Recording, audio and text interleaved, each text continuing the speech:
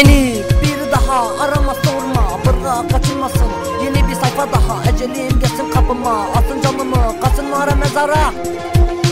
Tüm günahlarım gelsin oyuna, seni ne çok seviyorum. Bilemedin değerimi, terk edip acımadan. Hiç sormadın bana, artık dokunma, kapıma da uğrama.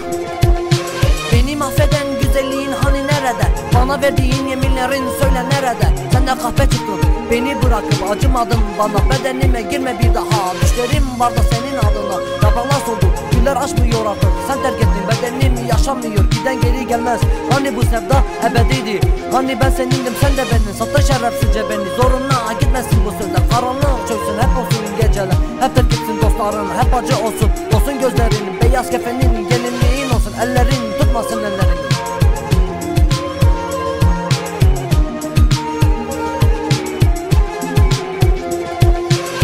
Sendin benim sultanım, sensiz nasıl yaşarım? Söyle nerelerdesin bebeğim? Bendim seni çok seven, sendin beni terk eden.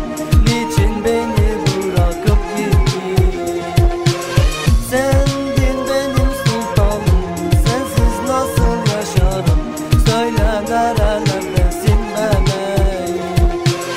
Bendim seni çok seven, sendin beni terk eden.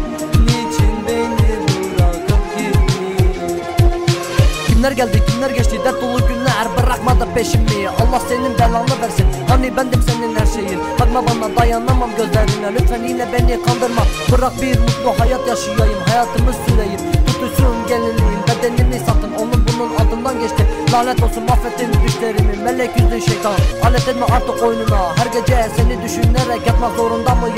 Sana son sözüm, bir daha seninle olursam Allah belamı versin.